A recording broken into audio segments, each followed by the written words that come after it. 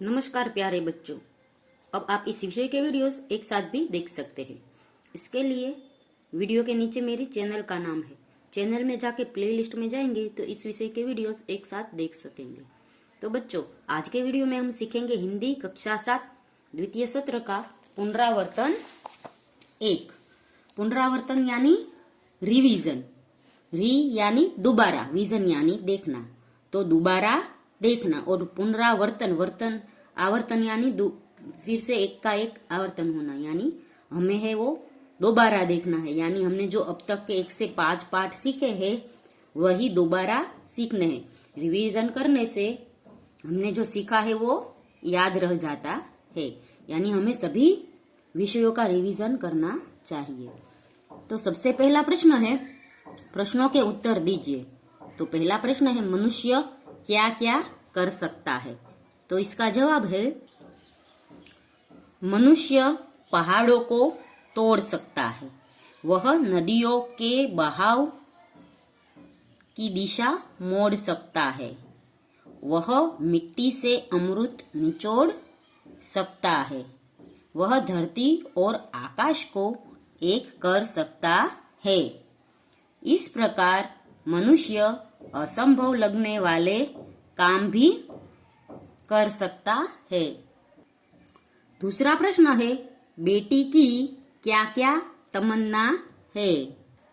तो उसका जवाब है, बेटी तारा बनना चाहती है, वह धरती पर चांद की तरह चमकना चाहती है, उसकी इच्छा दुनिया रूपी बाग में खिलने वाला फूल बनने की है, वह तितली बनकर हवा को चूमना चाहती है।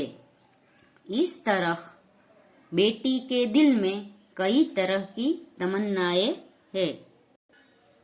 तीसरा प्रश्न है, राजकाज का काम कैसे अच्छी तरह से चल सकता है? तो इसका जवाब है, हजरत अली राजकाज के लिए राज की मोमबत्ती जलाते थे। अपना काम करने के लिए वे राज की मोमबत्ती बुझाकर अपनी मोमबत्ती जलाते थे। निजी काम के लिए राज की मोमबत्ती जलाना उनकी नजर में चोरी और हरामखोरी थी। यदि हजरत अली जैसी प्रामाणिकता रखी जाए तो ही राजकाज अच्छी तरह चल सकता है।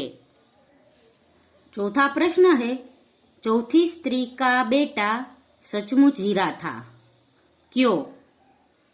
तो उसका जवाब होगा, चौथी स्त्री का बेटा बहुत ही सीधा सादा और सरल स्वभाव का था।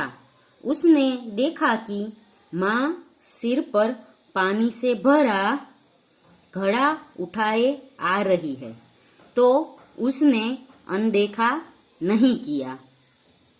वह माँ के पास गया और घड़े को उसके सिर से उतारकर अपने सिर पर रख लिया। घड़ा लेकर वह घर की तरफ चल पड़ा। इस तरह अपनी माँ के प्रति सच्चा सेवा भाव दिखाकर उसने खुद को सच्चा हीरा साबित कर दिया।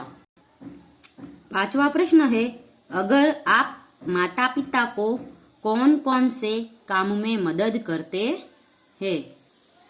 तो उसका जवाब होगा, मैं माँ के कहने पर बाजार से चीजें ले आती हूँ।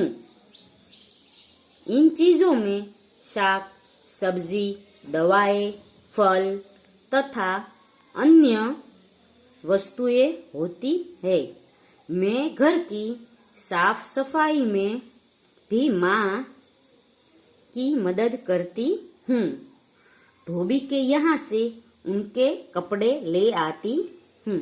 तो बच्चों, यहाँ पर आप और कोई भी अपनी माँ के लिए मदद करते हो तो आप लिख सकते हो। जैसे माँ के पैर दबाते हो, ऐसे कोई भी चीज आप करते हो माता पिता के लिए तो आप वह लिख सकते हो। छठा प्रश्न है, डॉक्टर कलाम ने ईमेल से हमें क्या सीख दी है? तो उसका जवाब होगा, डॉक्टर कलाम कहते हैं कि हम सरकार चुनने के लिए मतदान कर निश्चिंत न हो जाए।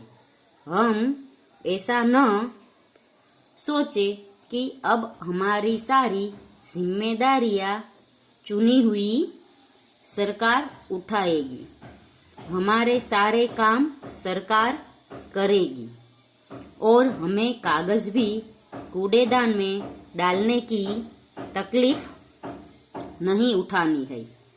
सामाजिक समस्याओं के बारे में भी हमें अपना स्वार्थ नहीं देखना है। बाहर से दहेज का विरोध कर चुपके से दहेज लेना बहुत ही गलत बात है। इस प्रकार ईमेल से डॉक्टर कलाम ने हमें एक सच्चे नागरिक के रूप में अपनी जिम्मेदारियां निभाने की सीख दी है। तो बच्चों, यहाँ पर है प्रश्न 1 के 6 प्रश्न खत्म होते हैं। अगले वीडियो में हम है वो आगे का पुनरावर्तन सीखेंगे। तब तक के लिए गुड बाय, टेक केयर।